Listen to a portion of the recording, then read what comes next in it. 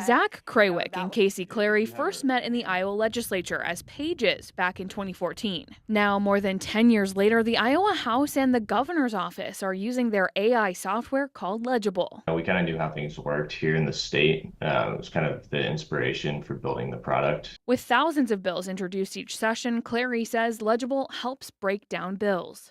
So a lot of contextualized bill summaries, the ability to ask deep questions, the ability to understand and kind of look around corners when planning committee testimony, drafting talking points, counter talking points, newsletters, reports. Krawick says the platform now has 170 users in Iowa, Georgia, Nebraska, and Illinois, and they're working to expand to all 50 states. Anybody who's sort of actively taking a role in the process of informing on and passing legislation and then communicating that back to constituents or the community. Clary adds there are safeguards in place. We take a ton of precaution to ensure accuracy on our platform, but the human in the loop is really important, right? And so we're not trying to replace lawmakers or government affairs employees. We're just trying to empower them with a tool that performs like, let's say it's a supercharged intern. One cybersecurity expert says even with safeguards, any piece of software is vulnerable. But he says it's exciting to see state government take an interest in new technology. One of the things that it's great at is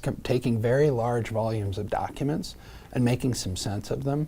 In a setting like state government where you've had a chance to accumulate years and years and years of legislation, I think it's a great way to do some cleanup. The founders say they hope to continue to see the program evolve. We really see a world in which laws can be written more efficiently and effectively in all 50 state legislatures. And so to know that there's an appetite for that and things that work in the spirit of that is really good validation that we're on the right track. Using the growing technology to shape the future of the legislative process. Emily Schrod, KCRG TV9 News.